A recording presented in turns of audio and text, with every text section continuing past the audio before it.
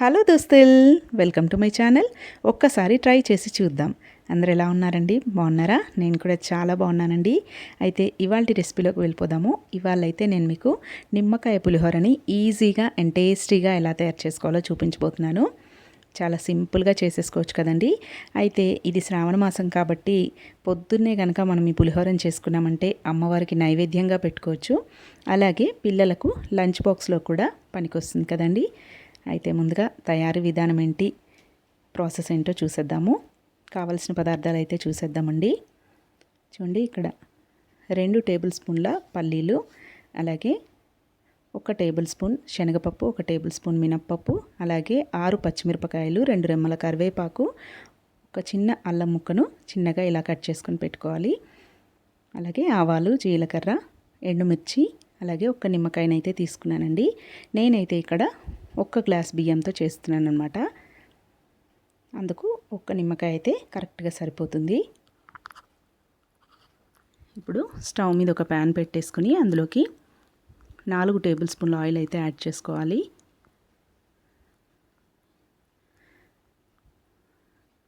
ఒక గ్లాస్ బియ్యాన్ని అయితే ముందుగానే అన్నం వండేసుకొని ప్లేట్లోకి తీసుకొని చల్లారబెట్టేసుకోవాలండి.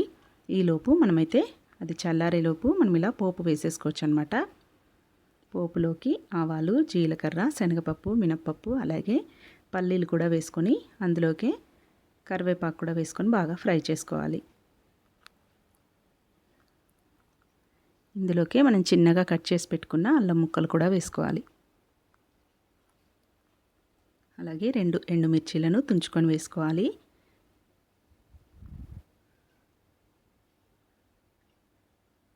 6 పచ్చిమిర్చీలను కూడా ఇలా పొడవుగా చీల్చుకొని వేసుకోవాలండి. వీటన్నిటిని కూడా ఎర్రగా ఫ్రై చేసుకోవాలి. పోపు అంతా కూడా ఎర్రగా అయ్యేంత వరకు కూడా ఫ్రై చేసుకోవాలి. బాగా వేగాలండి. పోపు వేగితేనే పులిహోర అనేది టేస్టీగా వస్తుంది. పులిహోరలోకి ఇలా అల్లం ముక్కలు వేసి చేస్తే టేస్ట్ అనేది చాలా చాలా బాగుంటుందండి. అమ్మవారికి కూడా పెట్టుకోవచ్చు అనమాట అల్లం వేస్తే. వెల్లుల్లి అలాగే ఉల్లిపాయ అయితే వేయొద్దంటారు కదండి. అమ్మవారికి ఏ ఫుడ్ ఐటమ్ చేసినా కూడా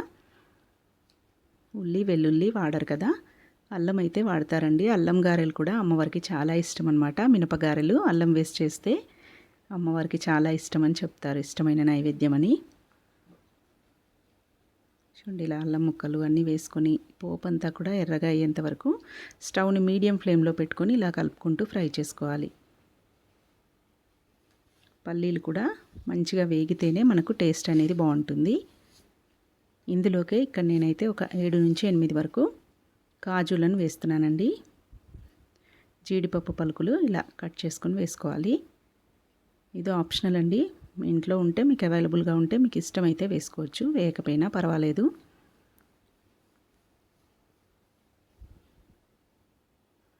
వీటిని కూడా బాగా ఫ్రై చేసుకోవాలి.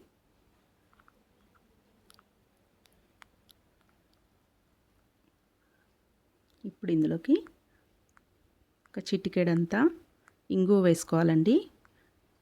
పులిహోరల్లోకి ఇంగువ వేస్తే టేస్ట్ అనేది బాగుంటుంది. అలాగే ఈజీగా డైజెషన్ కూడా అవుతుందన్నమాట. అలాగే ఇందులోకి 1/2 టీ స్పూన్ వరకు పసుపును కూడా యాడ్ చేసుకోవాలి. 1 టీ స్పూన్ సాల్ట్ కూడా యాడ్ చేసుకోవాలండి. మీరు అన్నంలో కనుక సాల్ట్ వేసినట్టయితే ఇందులో చూసుకొని యాడ్ చేసుకోవాలి.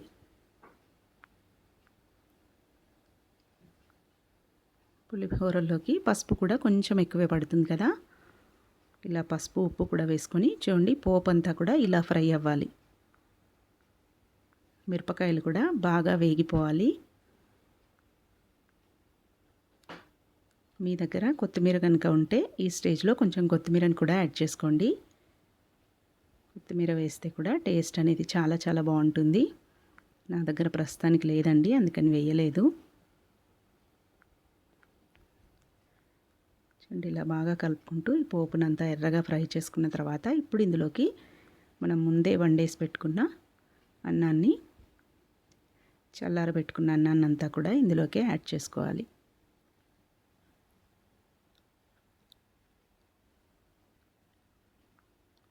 చూడండి, ఇలా ప్లేట్లో పెట్టుకొని అంత అన్నాన్నంతా చల్లారబెట్టుకున్నాను.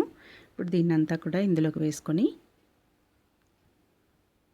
ఫస్ట్ కొద్దిగా వేసి బాగా కలుపుకున్న తర్వాత మిగిలిన అన్నం అంతా కూడా వేసుకొని బాగా కలిపేసుకోవాలి.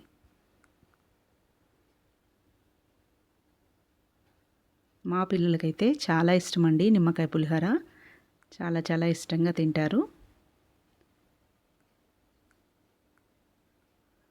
బాక్స్లోకి పెట్టినా కూడా ఇష్టంగా తినేస్తారనమాట. చూడండి, ఇదంతా కూడా పోపు అంతా కూడా అన్నానికి బాగా పట్టే విధంగా కిందికి మీదికి అంతా కలిపేసుకొని ఇంకా స్టవ్ ఆఫ్ చేసుకోవాలండి. స్టవ్ ఆఫ్ చేసిన తర్వాత నిమ్మకాయని పిండేసుకోవాలి.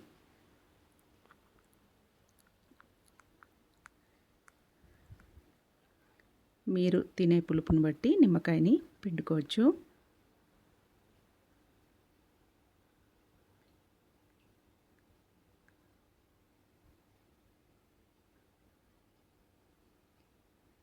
ప్రసాదంగా అమ్మవారికి పెట్టే పని అయితే కొంచెం గిన్నెలోకి తీసుకొని అమ్మవారి దగ్గర పెట్టేసుకొని ఇంకా తర్వాత పిల్లలకి బాక్స్లో పెట్టేసేయచ్చు.